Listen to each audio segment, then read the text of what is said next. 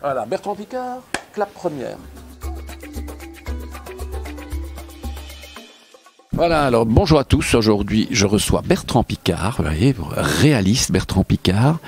S'il vous plaît, on ne se moque pas de son accent, comme on ne se moque pas du mien. J'adore son accent. Il a des yeux bleus, il a un bel accent, mais vraiment un beau regard. Bertrand Piccard, bienvenue à Bruxelles. Quelle est ta lecture du moment ? Ce que j'aimerais d'abord dire, c'est que ce qui nous unit, toi et moi, c'est que vis-à-vis des Français, nous avons tous les deux un accent. Alors d'abord, on a un accent et puis on a cette réputation de compter tout à fait différemment. Oui, c'est de manière logique parce qu'on compte avec nos doigts des mains, oui. C'est-à-dire par 10. Oui. Les Français, ils sont encore pieds nus et ils comptent par 20 avec les orteils. Attention, c'est enregistré. Hein. Voilà. Donc, quelle est ta lecture du moment ? Ma lecture du moment, en fait, en ce moment, j'écris beaucoup plus que je lis. Mais je suis en train de lire un roman qui s'appelle La nuit du 12 novembre. Je suis au milieu de ce livre. C'est écrit par Jean Broutin, un Français qui avait écrit autrefois un livre magnifique sur l'hérésie cathare. Moi qui suis hérétique, j'aime beaucoup les cathares, les albigeois, tous ceux qui pensent autrement, qui remettent en question les certitudes. Et Jean Broutin vient de m'envoyer son dernier livre et je suis en plein dedans, donc je ne peux pas encore vous dire comment ça finit. Ok, mais là on a entendu. Alors ton premier souvenir de lecture ?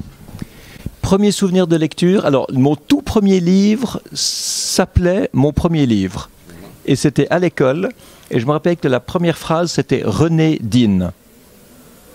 Et il fallait lire René Dine. Et en fait, tous les mots étaient des mots avec 2 syllabes pour que ce soit plus facile. Et puis, je dirais qu'ensuite, le livre qui m'a le plus marqué, c'était quelques années plus tard, c'était Terre des Hommes de Saint-Exupéry. Ce qui est assez paradoxal d'appeler un livre Terre des Hommes quand on est pilote, mais ça montre bien que finalement l'intérêt c'est le monde, c'est l'être humain. Et j'avais adoré ce livre.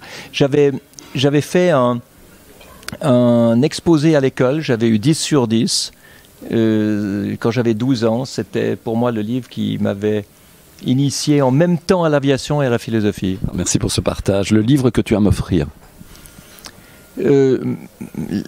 À part le tien. Non, je m'excuse, je veux pas être trop narcissique, mais j'offre quand même mes livres, quoi. Le but, c'est que j'offre mes livres à ceux que j'aime. Ok, alors on passe à la suivante. Est-ce que tu as le temps de regarder un peu la télé, les séries télé ou pas du tout ?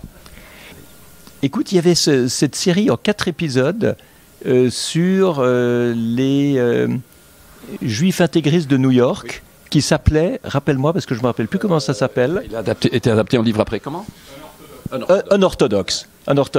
Voilà. Et ensuite, j'ai regardé Messia. Messia, c'était intéressant parce que c'est une série qui est totalement clivante. On attend toujours la suite. Hein. On attend la suite, mais je ne sais pas si la suite viendra parce que ça a tellement clivé qu'il y a des gens qui ont détesté ça, il y en a d'autres qui ont adoré. C'était assez extraordinaire parce que par moments on se dit c'est le nouveau Messie, à d'autres moments on se dit c'est un usurpateur, c'est un terroriste, c'est un agent secret. Et c'est extrêmement bien fait parce que même au sein des mêmes familles, on commence à se disputer parce qu'on n'a pas la même interprétation de l'histoire et du personnage.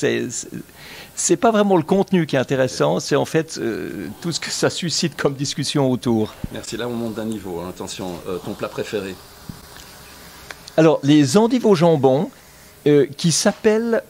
chicons au gratin. Les chicons au gratin en Belgique, exactement. Et en Suisse et en Belgique, on trouve ça, c'est dur à trouver ailleurs. Hein, donc heureusement qu'ici, je trouve mon plat préféré. Ok, alors je vais terminer par cette question. Si tu pouvais... Non, là, ça monte de plus en plus. Là, c'est de plus en plus difficile. Je pourrais une beaucoup plus difficile, mais on va s'arrêter là. Enfin, si ce n'est que tu es parfois de passage à Bruxelles, as-tu un lieu de prédilection ?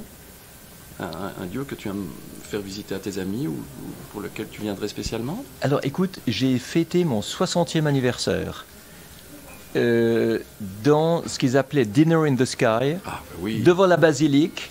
Il y avait des tables de 22 personnes pendues à une grue au-dessus de Bruxelles. Didier Gaisset. Oui.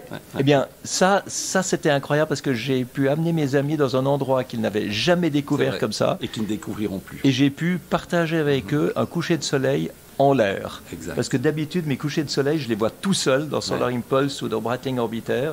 Je dis tout seul parce que quand il y avait le coucher de soleil, mon coéquipier Brian Jones, il dormait et puis ensuite on alternait. Donc là, j'avais tous mes amis, on voyait le coucher de soleil sur Bruxelles, en l'air, en vol, C'est génial. Merci. En tout cas, ce qui est génial, c'est que tu as une voix qui porte et qu'on peut profiter, vu qu'on n'est pas trop. Alors, la dernière question, si tu pouvais aujourd'hui rencontrer une personne, disons, intouchable, mais c'est vrai que toi, aujourd'hui, on te demande un petit peu partout, mais vraiment la personne que tu ne peux absolument pas, qui est inapprochable, qui aimerais-tu rencontrer? Écoute, j'ai pas vu de personne inapprochable. Il y a une personne que je voulais vraiment rencontrer, mais vraiment, c'était Leonard Cohen. Ouais. Il m'a dédicacé son dernier livre de poésie, juste avant le décollage de Solar Impulse sur l'Atlantique. Et un de mes amis m'a dit, regarde à gauche, derrière le siège, tu trouveras un cadeau. Et il avait fait dédicacer le livre par Leonard Cohen pour moi. Mais malheureusement, avant que j'ai pu le rencontrer, il est mort. Et pour moi, c'est un des artistes les plus fantastiques, qui a mêlé tout le côté humain de toutes les obsessions de drogue, de sexe, d'angoisse, de dépression, avec le côté spirituel, de recherche, de transcendance. Et ses chansons et ses poèmes sont absolument sublimes. Lui, j'aurais voulu le rencontrer, et là, je ne peux plus. Alors, c'est vraiment inatteignable puisqu'il est mort. Intouchable. En tout cas, merci pour ce partage, merci pour ce que tu es, et merci pour ces différents livres qui nous font un petit peu changer notre vie et changer d'altitude. C'est un peu facile ce que je viens de dire. Hein. Non, mais merci pour tes questions. Merci pour tes questions, parce que d'habitude, on fait parler d'environnement. Et là, j'ai pu parler d'autre chose. Donc, vous savez que si vous m'invitez chez vous, les chicons au gratin, ça me fait plaisir. Si possible, avec de la purée de pommes de terre. Merci.